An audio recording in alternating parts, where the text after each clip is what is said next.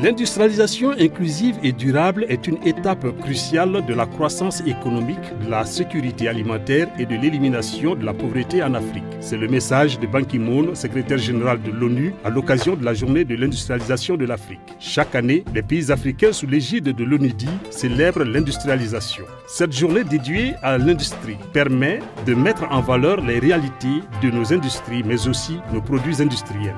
Au Mali, cet événement a été porté par l'ONUDI, l'organisation patronale de l'industrie et le ministère de l'Industrie et de la promotion des investissements. Événement qui prend de l'ampleur chaque année, la journée de l'industrialisation de l'Afrique cette année s'est déroulée sur 2 jours. Une cérémonie officielle sous la présidence du Premier ministre, son Excellence Moussa Mara, le samedi 22. La journée de l'industrialisation de l'Afrique, c'est l'occasion pour les industriels de dresser un état des lieux de la situation de l'industrie et de proposer des solutions.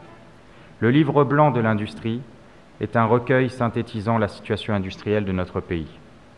Un PIB de la manufacture de 4% contre 11% pour la moyenne UMOA, 15% pour le Sénégal, 18% pour la Côte d'Ivoire et 24% pour le Maroc. Un nombre d'unités industrielles de quelques centaines, quand les voisins sénégalais et ivoiriens sont à une moyenne de 5000 chacun.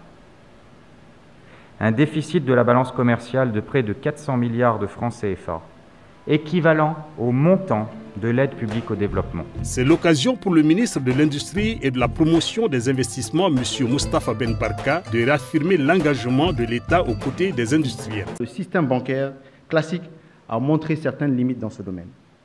Pour résoudre cet épineux problème de financement qui entrave la marche de l'industrialisation de l'Afrique et de notre pays, nous devons nous tourner vers la recherche de sources alternatives.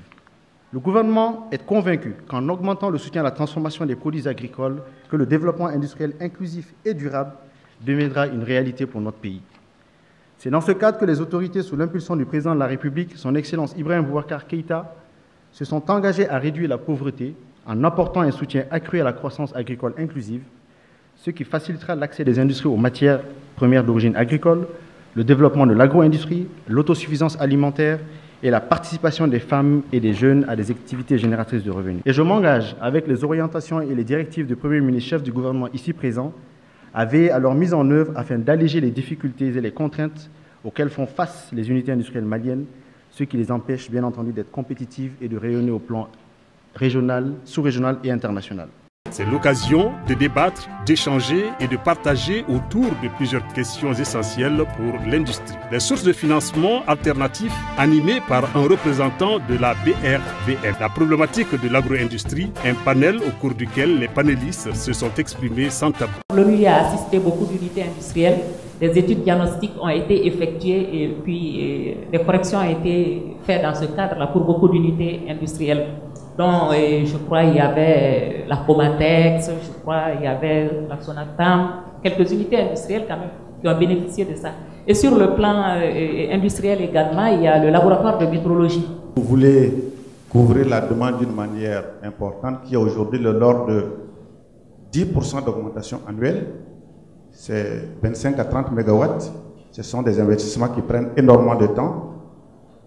Donc, il sera difficile l'année prochaine de pouvoir couvrir totalement la demande. Il n'y a aucune intention de vouloir acheter la production locale. Parce que si la production locale, c'est pour un peu freiner les importations et surtout pour dans le cadre d'un pays enclavé. Vous voulez parler de délai de livraison alors que beaucoup de nos matières premières viennent de l'extérieur, où il y a plein d'intrants qui viennent de l'extérieur.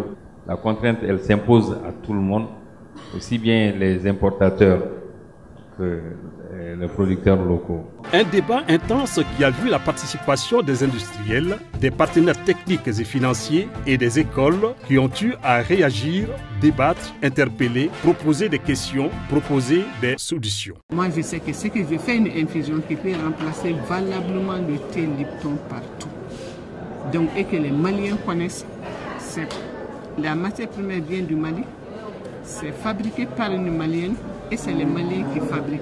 De très bonnes impressions par rapport à cette matinée qui a permis en tout cas d'engager la réflexion sur les défis de l'industrialisation du Mali et également de réfléchir sur les solutions possibles à apporter au développement du secteur industriel de notre pays. Il est intéressant d'avoir les 300 milliards ou un peu plus qui est consacré à la commande publique, que ça puisse être injecté dans l'économie nationale. Et c'est à ce titre que nous, au niveau du Conseil national également, avec tous nos groupements membres, nous avons élaboré un guide des soumissionnaires qui quand même explique un peu plus. Ce qui nous amena à l'intervention fort remarquée du Premier ministre qui expose ses convictions. Toutes les questions qui ont été posées se trouvent dans le livre blanc de l'OPI.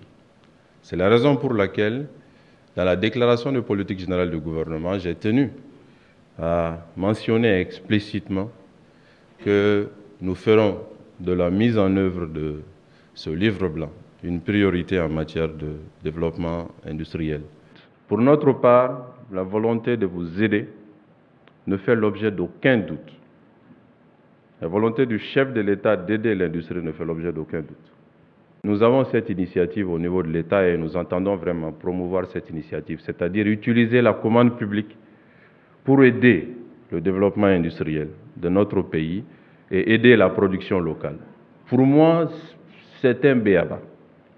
C'est pourquoi nous avons pris cette initiative, c'est de demander à l'ensemble des départements ministériels, quand vous achetez et que le bien concerné est produit localement, achetez localement. Je pense que céder soi-même quand même, c'est la moindre des choses. Nous avons l'occasion d'acheter un bien, ce bien est produit localement, que la production soit d'extraction artisanale ou que la production soit industrielle, il est produit localement, acheté localement. Et là, en la matière, ce n'est pas 30% que nous visons, c'est 100% des produits locaux que nous devons acheter par rapport à l'État.